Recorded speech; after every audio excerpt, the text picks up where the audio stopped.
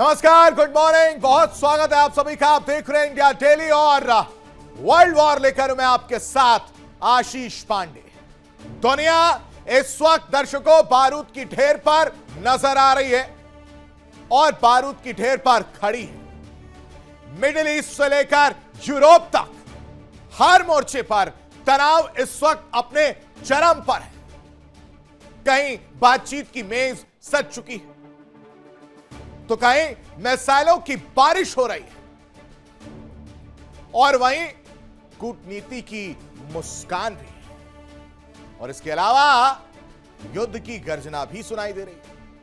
अब खबर क्या है वो समझिए। खबर है कि दोहा में डिप्लोमेसी चल रही है लेकिन आमने सामने बातचीत नहीं हो रही। बंद कमरों में संदेशों का आदान प्रदान हो रहा है, यानी मैसेज भेजा जा रहा है। गजब की नौटंकी है। मतलब ये ड्रामा आप देखिए जिसकी मैं बात कर रहा था कि दुनिया को यह कहा जा रहा है कि हम लोग बातचीत नहीं कर रहे और बीच में किसी को बैठा दिया गया। यानी बातचीत नहीं कर रहे क्या मतलब है कि आमने सामने बैठकर आंखों में आंखें डालकर कोई बातचीत नहीं हो रही। बातचीत हो कैसे रही है?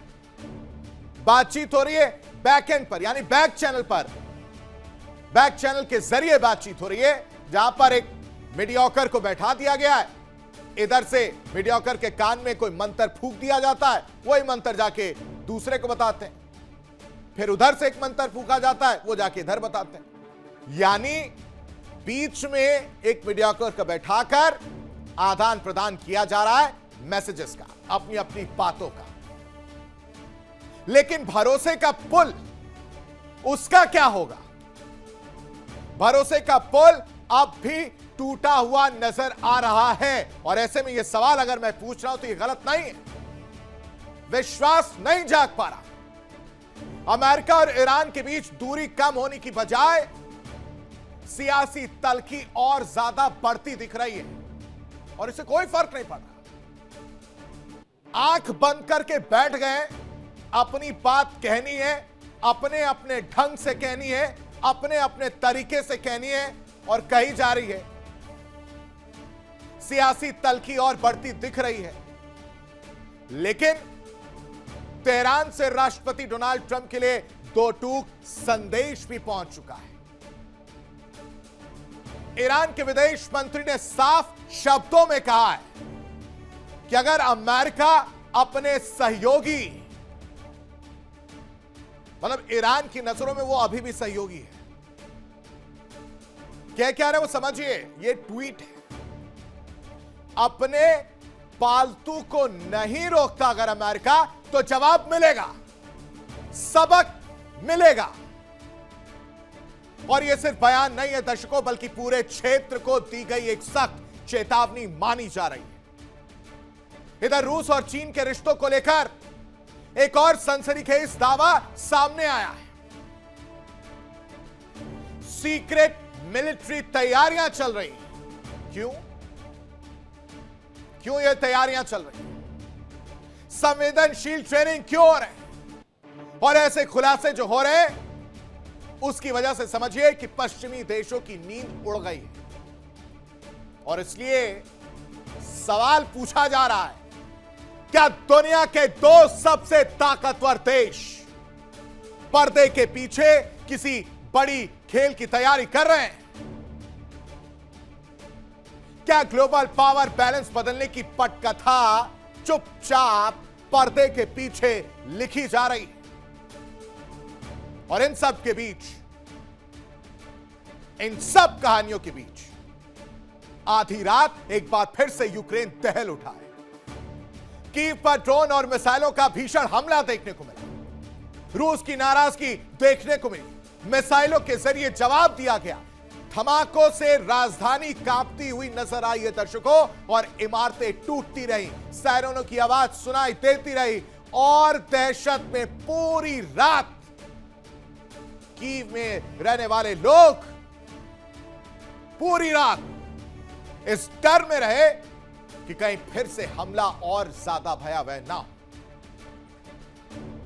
यानी रूस ने एक बार फिर साफ कर दिया कि युद्ध अभी थमा नहीं है मिस्टर ज़ेलेंस्की, बल्कि और ज्यादा खतरनाक होते जा रहा है।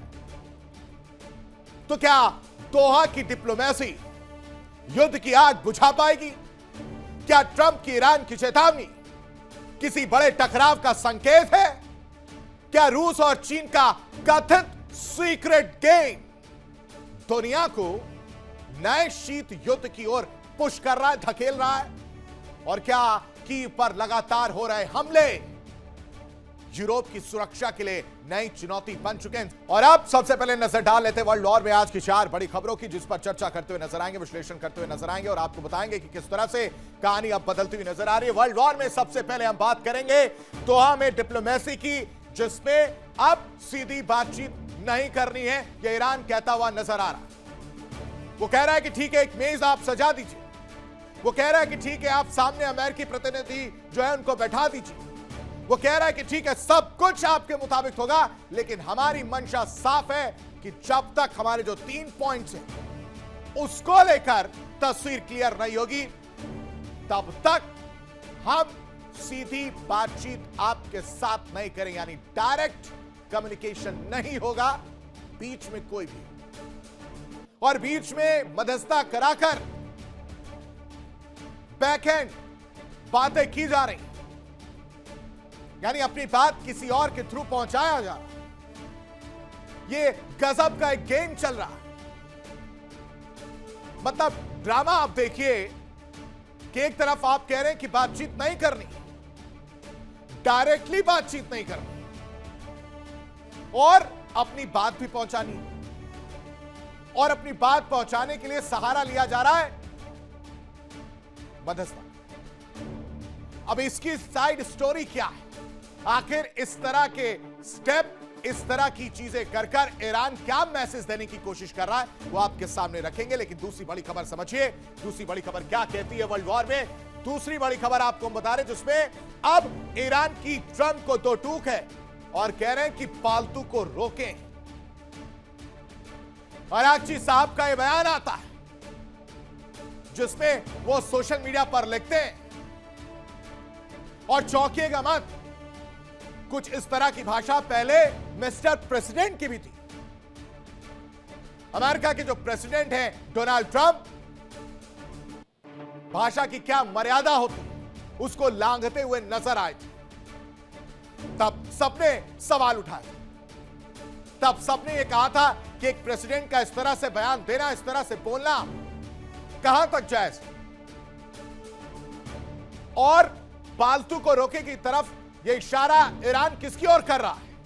यह इशारा है मिस्टर नेतन्याहू की। कहा जा रहा है डोनाल्ड ट्रंप से, और क्यों कहना पड़ रहा है ये समझिए। तीसरी बार हमला करने की धमकी जो है वो मिस्टर नेतन्याहू ने दी। नेतन्याहू कह रहे हैं कि सब कुछ आप बैठकर बातचीत करिए, लेकिन जब भी, जहां भी, जैसे भी मौका मिलेगा हम हमला करेंगे। और यह बात कहनी थी कि उधर से अरागची साहब ने लिख दिया, लिखकर कह रहे कि मिस्टर ट्रंप आप अपने पालतू को रोकें। इस तरह की भाषा का इस्तेमाल किया जा रहा है, वो भी दिखाऊंगा आपको। लेकिन तीसरी बड़ी खबर जिस पर चर्चा करते हुए हम नजर आएंगे वो आपके सामने रख देते हैं। तीसरी बड़ी खबर वर्ल्ड वॉर में है, वो है कि अब रूस चीन का सीक्रेट गेम जो है वो निकलकर सामने आ चुका है, और जिसकी वजह से हड़कंप मचा है दर्शक। मतलब आप समझिए कि एक तरफ प्लानिंग प्लॉटिंग चल रही है, एक तरफ एमओयू हो रहा है, साइन हो रहा है, एक तरफ बातचीत का दौर जारी है, और उन सब के बीच क्या कार्यक्रम तय किया गया है चीन की तरफ से। जो रिपोर्ट सामने आ रही है कि पुतिन ने अपने सैनिक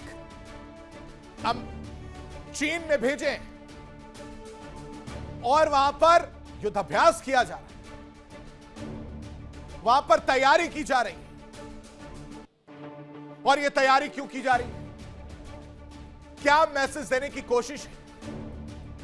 ड्रैगन आखिर रूस के साथ मिलकर कौन सी खिचड़ी पका रहा है, यह आपके सामने रखूंगा, बताऊंगा कि सीक्रेट गेम से कैसे किसको और कहां परेशानी होने वाली है। लेकिन चौथी बड़ी खबर समझिए, चौथी बड़ी खबर है वर्ल्ड वॉर में वो ये कि किस तरह से अब पूरा वर्ल्ड ऑर्डर चेंज हो रहा है। हमले हो रहे हैं, कीव पर देर रात हमला किया गया, जिसकी वजह से जो लोग हैं वो आप इनके हाव भाव देखकर अंदाजा लगा सकते हैं कि पूरी तरह से दहशत में नजर आ रहे हैं, कांप रहे हैं। हमले हो रहे हैं, यूक्रेन रूस पर हमला कर रहा है, यूक्रेन इंफ्रास्ट्रक्चर्स को निशाना बना रहा है, तेल रिफाइनरीज को निशाना बना रहा है। पुतिन को सामने आना पड़ रहा है और कह रहे हैं कि बहुत नुकसान हुआ है, और उसके बाद से पुतिन ने भी पलटवार किया और उसके हाल आप देख सकते हैं कि कांपते हुए लोग नजर आ रहे हैं। परेशानी इतनी ज्यादा बढ़ गई है कि कीव के लोग जो सड़कों पर सोने को मजबूर हैं। इस पर चर्चा करेंगे, विश्लेषण करेंगे, लेकिन चार बड़ी खबरें सबसे पहले आपके सामने रख देते हैं। दोहा में ईरान अमेरिका के बीच अप्रत्यक्ष वार्ता जो है वो देखने को मिल रही है। होर्मुज और परमाणु पर ये पूरी टॉक जो है वो फंसी हुई एक पेच में नजर आ रही है, और हमले की तैयारी के साथ डिप्लोमेसी भी लगातार जारी है, और इसकी वजह से ईरान अमेरिका तनाव चरम पर नजर आ रहा है। दूसरी तरफ देखिए क्या कह रहे हैं, गालिबाफ की एंट्री होती है। गालिबाफ ने अमेरिका पर हमला बोला है और कह रहे हैं कि यूएस के हुक्मरानों में नीतिगत मतभेद है। इशारा किसकी तरफ है वो समझिए, मार्को रूबियो और जेडी वेंस की तरफ ये इशारा कर रहे हैं कि इनके अपनी अपनी बातें हैं, अपने अपने रास्ते हैं, अपने अपने विचार हैं, और इसको लेकर गालिबाफ फ्रंट फुट पर खेलते हुए नजर आ रहे हैं। लेकिन चौथी बड़ी खबर, तीसरी और चौथी बड़ी खबर समझना बेहद जरूरी है। नेतन्याहू ने ईरान को एक बार फिर से चेतावनी दी है और कह रहे हैं कि अगर जरूरत पड़ी तो फिर से अटैक किया जाएगा, और ईरान का जो सपना है वो पूरा नहीं होगा। ईरान को परमाणु नहीं बनाने देंगे मिडिल ईस्ट में, इसकी वजह से तनाव बढ़ गया है। इधर इजराइल की धमकी पर ईरान ने भी पलटवार किया है, और अरागची साहब ने क्या कहा वो समझिए। अल्टीमेटम दे रहे हैं ट्रंप को, कह रहे हैं तेल अवीव में पालतू को रोकें मिस्टर प्रेसिडेंट। जो आपके सहयोगी थे, जो आपके दोस्त थे, जिन्होंने आपके साथ मिलकर हमला किया, जो अभी भी हम दोनों के बीच में रोड़ा बन रहे हैं, उनको रोकने का काम मिस्टर प्रेसिडेंट करिए।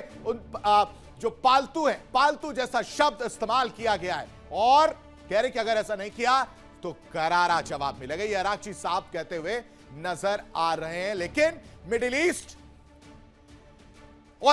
में एक बार फिर से कूटनीति की जंग, वो सब कुछ तेज हो गई है दर्शकों। दोहा दुनिया की सबसे बड़ी डिप्लोमेटिक रणभूमि बन चुका है। एक तरफ अमेरिका, दूसरी तरफ ईरान, और बीच में है कतर। कैमरों के सामने इनकार कर रहे हैं, कैमरों के सामने कुछ भी बोलने से बच रहे हैं, लेकिन यकीन मानिए बंद कमरों में इकरार चल रहा है, बंद कमरों में सब कुछ चल रहा है, well and good and fine नजर आ रहा है। इसलिए सवाल उठ रहा है कि क्या पर्दे के पीछे कोई ऐसी डील चल रही, क्या पर्दे के पीछे कोई नई रणनीति बन रही है जो पूरे पश्चिम एशिया का भविष्य, फ्यूचर चेंज कर सकती है, बदल सकती है, या फिर यह सिर्फ वक्त खरीदने की रणनीति है? क्योंकि ईरान ने साफ कह दिया है, पहले प्रतिबंध हटाइए, जमे हुए अरबों डॉलर लौटाइए, लेबनान में जंग रुकवाइए, उसके बाद आगे की बात होगी, वरना कुछ भी नहीं होगा। आप बैठे रहिए, आपके साथ आंख में आंख मिलाकर बात नहीं करूंगा। उधर अमेरिका क्या कह रहा है वो समझिए। अमेरिका दुनिया के सामने कह रहा है कि बातचीत जारी है, और तो और इधर बातचीत वाली बात कही जा रही है, दूसरी तरफ इजराइल लगातार हिजबुल्लाह पर हमले तेज कर रहा है, यानी मिसाइलें भी तैयार है, बातचीत के दरवाजे भी खुले हैं। और सवाल यही है, क्या दोहा में शांति का रास्ता बनेगा या फिर युद्ध का नया अध्याय लिखा जाएगा? क्या इनसाइड स्टोरी है वो समझिए, क्योंकि डिप्लोमेसी वाली कहानी सीधी मुलाकात को लेकर है। कह रहे कि कोई सीधी मुलाकात नहीं होगी, तो पर्दे के पीछे चल क्या रहा है? क्या कतर दोनों का कनेक्शन बनाने में कामयाब होगा? और अगर सीधी नहीं, डायरेक्ट नहीं, तो क्या सीक्रेट बातचीत चल रही है, सीक्रेट टॉक्स चल रहे हैं? हो क्या रहा है? दोहा में तनाव घटाने की कवायद तेज है क्या? और बातचीत पर दोनों देशों के अलग अलग सुर क्यों नजर आ रहे हैं? अगर सब कुछ वेल एंड फाइन है, गुड है, तो एक साथ एक मेज पर बैठकर बातचीत क्यों नहीं कर रहे हैं? क्योंकि ईरान की शर्तें सामने हैं। दूसरी तरफ अमेरिका का प्रेशर क्रिएट करने का काम है, और इस डील से पहले ईरान की डिमांड है, कह रहे हैं कि पहले भरोसा दिखाओ, कुछ ऐसा करो जिससे हमें आप पर भरोसा हो। और उसी भरोसे को कायम करने के लिए, उसी भरोसे को दिलाने के लिए कतर की मदद ली जा रही है। कतर की मध्यस्थता में नई कोशिश की जा रही है, और इस वजह से कहा जा रहा है कि दोहा नई डिप्लोमेटिक रणभूमि बन चुका है, क्योंकि ये दोनों डायरेक्ट बात नहीं कर रहे हैं और बीच में आ रहा है कतर। कैसे? इसकी इनसाइड स्टोरी क्या है, इसकी पिक्चर क्या है, वो आपके सामने क्लियर एंड कट रखता हूं इस रिपोर्ट के जरिए।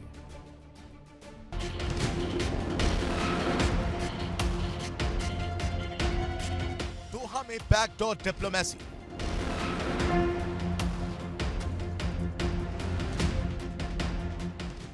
सीधी मुलाकात नहीं, संपर्क जारी।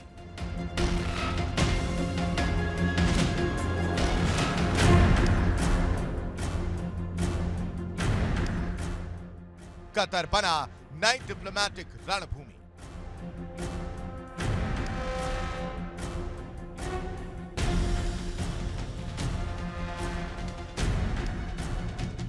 दोहा, जहां दुनिया की निगाहें टिकी हैं, कतर की राजधानी में अमेरिका और ईरान के बीच तनाव कम करने की कोशिशें तेज हैं। कतर के प्रधानमंत्री और विदेश मंत्री शेख मोहम्मद बिन अब्दुल रहमान बिन जासिम अल थानी ने अमेरिकी विशेष दूत स्टीव विटकॉफ और जेरेड कुशनर से मुलाकात की। इसी दौरान ईरानी प्रतिनिधिमंडल भी दोहा में मौजूद है, लेकिन दोनों देशों के बीच आमने सामने की कोई आधिकारिक बैठक तय नहीं हुई है। यानी एक ही शहर में दोनों पक्ष मौजूद हैं, लेकिन दूरी अभी भी बरकरार है।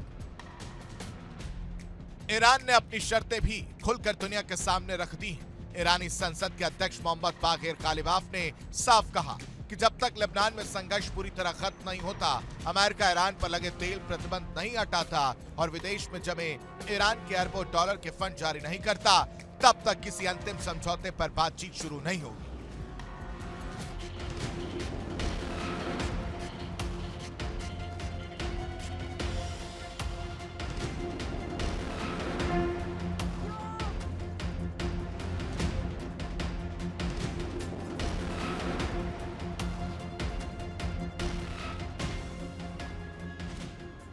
यानी तेहरान साफ संदेश दे रहा है, पहले भरोसा दिखाइए, फिर बातचीत होगी। इसी बीच युद्ध का मोर्चा भी शांत नहीं है। इजरायल ने दावा किया कि उसने दक्षिणी लेबनान में हिजबुल्लाह के एक और लड़ाके को मार गिराया है। इजरायली मीडिया रिपोर्टों के मुताबिक दक्षिणी लेबनान के जावथार और फ्रून इलाकों से सेना की वापसी फिलहाल टाल दी गई है। यानी एक तरफ कूटनीति, दूसरी तरफ सैन्य कार्रवाई, दोनों साथ साथ चल रही है।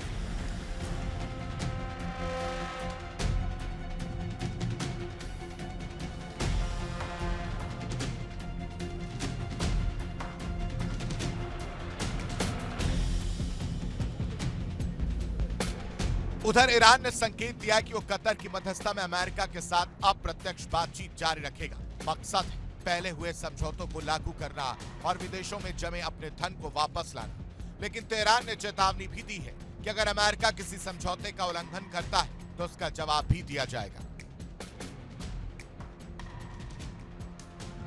इस पूरे घटनाक्रम के बीच अमेरिका का दावा कुछ और कहानी कहता है। उपराष्ट्रपति जेडी वेंस के मुताबिक ईरान का यह कहना कि दोहा में कोई बातचीत नहीं हो रही, महज एक बातचीत की रणनीति है। वेंस का कहना है कि तकनीकी स्तर पर दोनों देशों के बीच संपर्क जारी है, पहले हुई वार्ताओं को आगे बढ़ाया जा रहा है। उनके मुताबिक ईरान सार्वजनिक तौर पर बातचीत से इनकार करता है, लेकिन पर्दे के पीछे तकनीकी चर्चा जारी रखता है। अमेरिकी राष्ट्रपति डोनाल्ड ट्रंप ने भी दावा किया कि ईरान ने दोहा में बैठक का अनुरोध किया था। इसी दावे के बाद अमेरिकी दूत स्टीव विटकॉफ और जेरेड कुशनर दोहा पहुंचे। हालांकि ईरान ने अमेरिका के साथ किसी भी प्रत्यक्ष बातचीत से इनकार करते हुए दोहराया है कि फिलहाल सिर्फ कतर जैसे मध्यस्थों के जरिए ही संपर्क और बातचीत जारी है।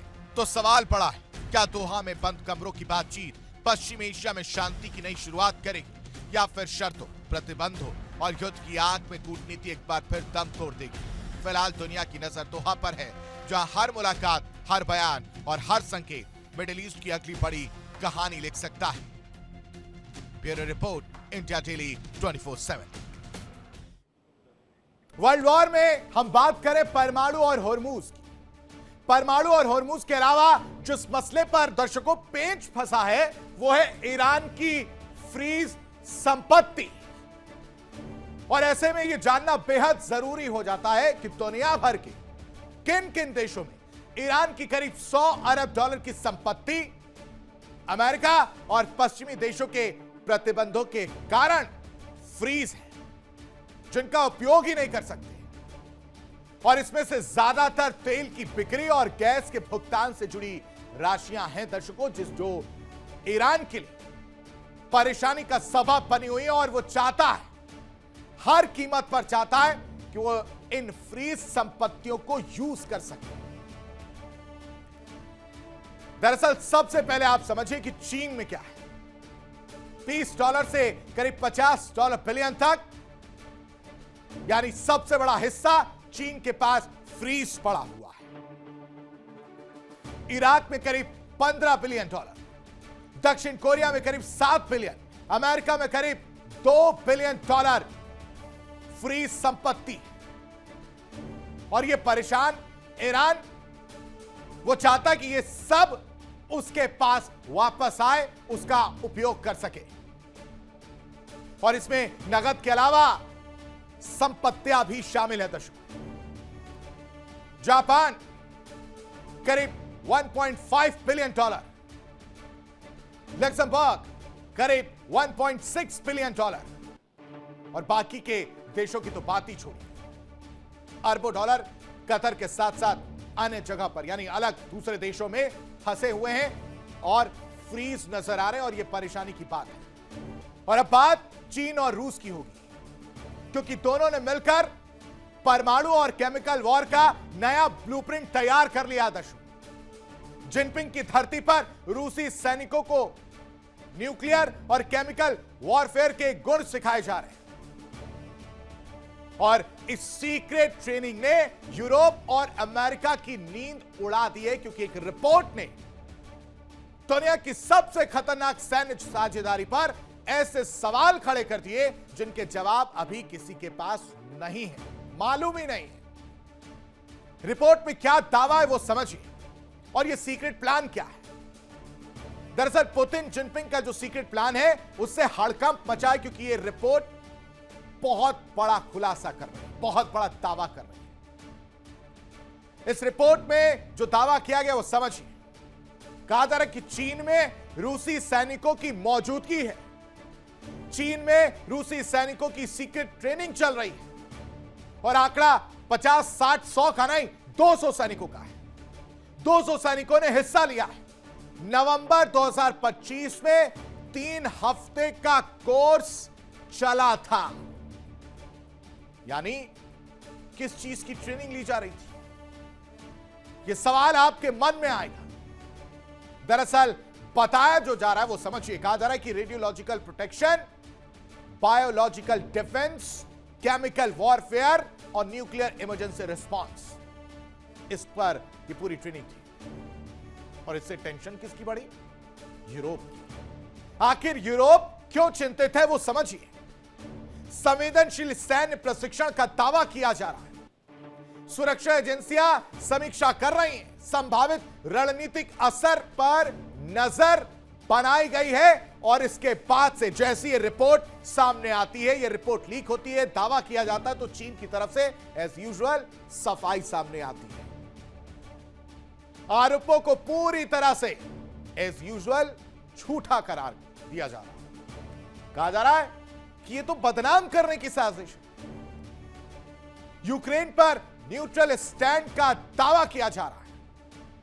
और दूसरी तरफ रूस का भी जवाब आता है, कह रहा कि नहीं, ऐसा कोई लेना देना नहीं हमारा, हमने कोई ट्रेनिंग ही नहीं की। ये रिपोर्ट फालतू है, बकवास है, इसको फेंक दीजिए। हमें चीन से सीखने की जरूरत थोड़ी ना है। ये सब दावे मनगढ़ंत बातें हैं, इन पर ध्यान देने की जरूरत नहीं है। रूस दावा कर रहा है। अब इन दावों में कितनी सच्चाई है, और अगर सच्चाई है तो इसकी इनसाइड स्टोरी आप समझना चाह रहे होंगे, वो लेकर आया, वो आप इस रिपोर्ट को देखिए।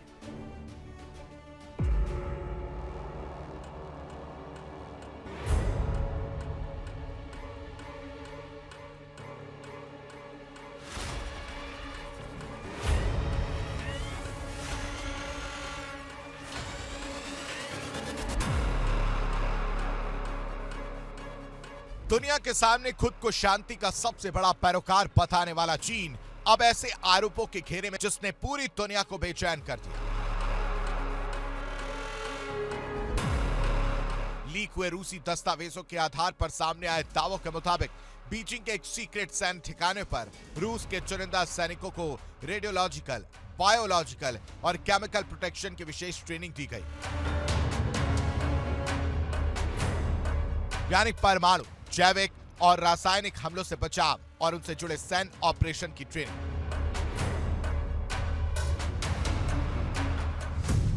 चीन पर बड़े आरोप, सीक्रेट मिलिट्री बेस पर ट्रेनिंग के दावे, करीब 200 रूसी सैनिकों की मौजूदगी का दावा, एनबीसी प्रोटेक्शन कोर्स, लीक दस्तावेजों से खुलासे का दावा। दावों के मुताबिक यह कोई सामान्य सैन्य अभ्यास नहीं था। 3 हफ्ते तक चले इस विशेष कोर्स में सैनिकों को रेडिएशन की पहचान, केमिकल की रिकॉनिसेंस, बायोलॉजिकल खतरे से सुरक्षा और परमाणु हमले के दौरान बंकर सिस्टम को सुरक्षित रखने जैसी तकनीकों का प्रशिक्षण दिया गया।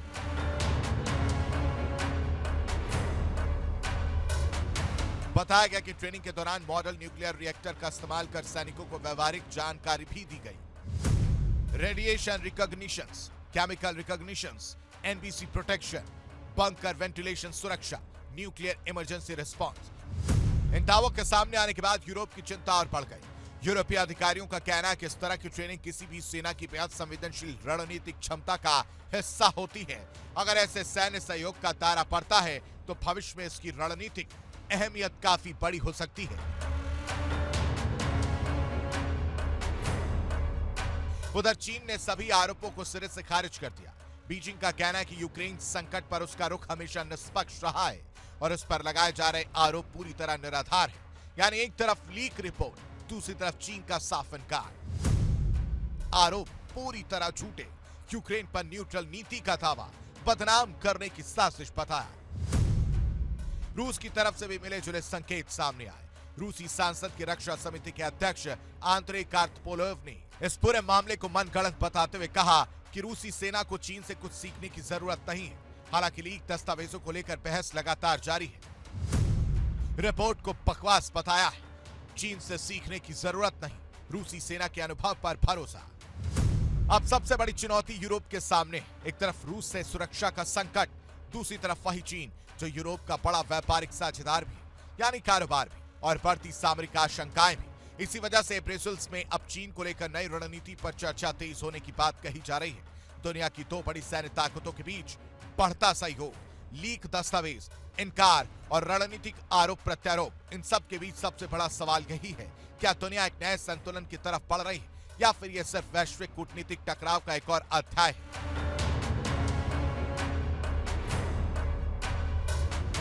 फिलहाल आरोप और जवाब दोनों सामने हैं, लेकिन आने वाले दिनों में इस पूरे मामले पर दुनिया की नजर बनी रहेगी।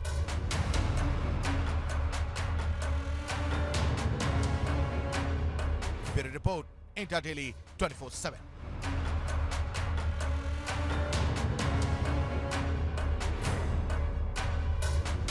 और किस तरह से रूस ने बैलिस्टिक मिसाइल से हमला किया है यूक्रेन की राजधानी कीव पर, वो समझिए। आधी रात कीव दहला है। रूस ने कीव पर एक बार फिर से बड़ा हमला किया। लोग कांपते हुए नजर आए, घरों से भागकर मेट्रो की शरण लेते हुए नजर आए। कहा जा रहा है कि ड्रोन और बैलिस्टिक मिसाइलों से ताबड़तोड़ अटैक एक के बाद एक किए गए और इस हमले में कम से कम 5 लोग घायल बताए जा रहे हैं। हालांकि यह संख्या और ज्यादा हो सकती है। कई रिहायशी इमारतों को भारी नुकसान हुआ है। साथ ही साथ एक होटल इस हमले की चपेट में आए, जहां पर आग लग गई। 9 मंजिला इमारत को भारी नुकसान की खबर है। हाई राइज अपार्टमेंट में भी आग लगी। साथ ही साथ राहत और बचाव अभियान लगातार जारी है और इन सब के बीच प्रशासन ने लोगों से सतर्क रहने की अपील की। और इस बीच बड़ी खबर, नेतन्याहू का अमेरिका पर बड़ा हमला देखने को मिला है। कह रहे हैं कि पहले जंग में लड़वाया और अब अपने कदम पीछे खींच लिए, हमें अमेरिका की जरूरत नहीं है। नेतन्याहू हमलावर होते हुए नजर आए। फिलहाल वर्ल्ड वॉर में अभी के लिए बस इतना ही। तमाम बड़ी खबरों के लिए आप बने रहिए इंडिया डेली के साथ। देखिए इंडिया डेली 24/7 अब आपकी स्मार्ट टीवी पर। इंडिया डेली मौजूद है सभी डिजिटल प्लेटफॉर्म पर लाइव और लगातार। इंडिया डेली 24/7 हर दिन राष्ट्र को समर्पित।